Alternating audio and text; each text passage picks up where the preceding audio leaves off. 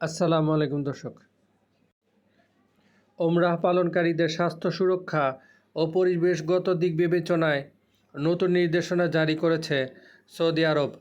এ নির্দেশনায় মক্কার মসজিদুল হারামে ওমরাহর তাওয়াফ ও সাই শেষে শুধু অনুমোদিত নাপিতের কাছেই চুল কাটানোর পরামর্শ দেওয়া হয়েছে। নতুন নির্দেশনা অনুযায়ী প্রাথমিকভাবে নাপিতের দোকানগুলোতে স্বাস্থ্য সুরক্ষা বাড়ানোর দিকে গুরুত্ব দেওয়া হয়েছে এবং কঠোর স্যানিটেশন ব্যবস্থা বাধ্যতামূলক করা ও শেভিং রেজার পুনরায় ব্যবহার নিষিদ্ধ করা হয়েছে। ওমরাহ পালনকারীদের পায়ের যত্ন নিতে বলা হয়েছে, আরামদায়ক জুতা পরিধান করতে এবং দীর্ঘ সময় খালি পায়ে না হাঁটার পরামর্শ দেওয়া হয়েছে। ক্লান্তি এলে বিরতি নিয়ে বিশ্রাম নেওয়ার পরামর্শ দেওয়া হয়েছে। ওমরাহ সফরে ভারী খাবার এড়িয়ে চলতে এবং পর্যাপ্ত পানি পান করতে বলা হয়েছে। সৌদি আরবের হজ মন্ত্রণালয় আরও জানায়, ওমরাহ ভিসার মেয়াদ 30 দিন থেকে বাড়িয়ে 90 দিন করা হয়েছে।